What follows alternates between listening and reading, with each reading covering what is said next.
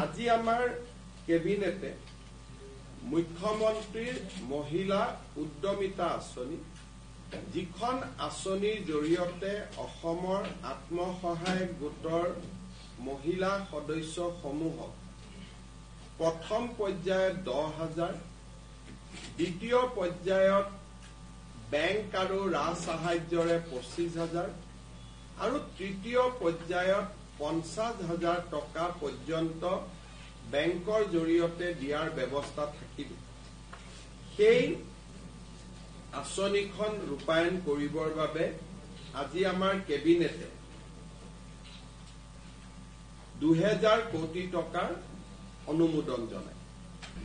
এতিয়া মই আপোনালোকক মহিলা উদ্যমিতা আঁচনিখনৰ বিষয়ে কেইআষাৰমান কথা ক'ব খুজিছো। আমাৰ ৰাজ্যৰ আত্মসহায়ক গোটৰ সদস্যসকলক আমি 4 লানি সাৰ্ভে কৰাৰ পিছত কাৰোবাৰ 3টা সন্তানত আছে নে তাতকৈ বেছি আছে বিভিন্ন সাৰ্ভে কৰাৰ পিছত আমি 31 লাখ মহিলা প্ৰথম পৰ্যায়ত এই আঁচনিখনৰ বাবে উপযুক্ত বুলি আমি ইনফৰমেশ্যন বা আমি তথ্য কালেক্ট কৰিছো। কিন্তু অসম চৰকাৰে 27 লাখ মহিলা এই আঁচনিখনৰ সুবিধা দিব আমাৰ বাজেট অনুসৰি। কাৰণ আমি যদিও 30 লাখ মহিলাই পাছ কৰিছে আমি 27 লাখ মহিলাকহে এই আঁচনিৰ সুবিধা দিব পাৰিম। সেইবাবে অহা কেইটামান দিনত ব্লক পৰ্যায়ত এই আঁচনিৰ চূড়ান্ত হিতাধিকাৰী নিৰ্বাচনৰ কাম আৰম্ভ হ'ব।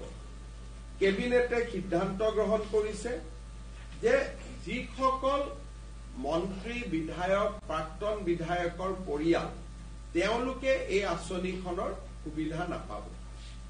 দ্বিতীয়তে যিসকল ৰাজপত্ৰিত বিষয়া gazetted class 1 and class 2 officer তেওঁলোকৰ পৰিয়ালেও এই আঁচনিৰ সুবিধা নাপাব। যিসকলৰ আমাৰ মদৰ দোকানৰ লাইসেন্স আছে, যিসকলৰ ঘৰত ব্যৱসায়িক ভিত্তিত ট্ৰাক্স আছে, জেচিবি আছে বা যিসকলে আয়কৰ পৰিশোধ কৰে তেনেকুৱা লোকেও বা তেনেকুৱা আইমাতৃয়েও এই আঁচনিখনৰ সুবিধা নাপাব। আৰু যিসকল আইমাতৃ মহালাখপতি হৈছে তেওঁলোকক আমি এখন সুকীয়াকৈ আঁচনি দিম। যিহেতু অলৰেডি তেওঁলোকে বেংকৰ পৰা লাখ টকা লোনেই ললে গতিকে 10,000 টকা লোৱাত ইয়াৰ প্ৰয়োজন নাই।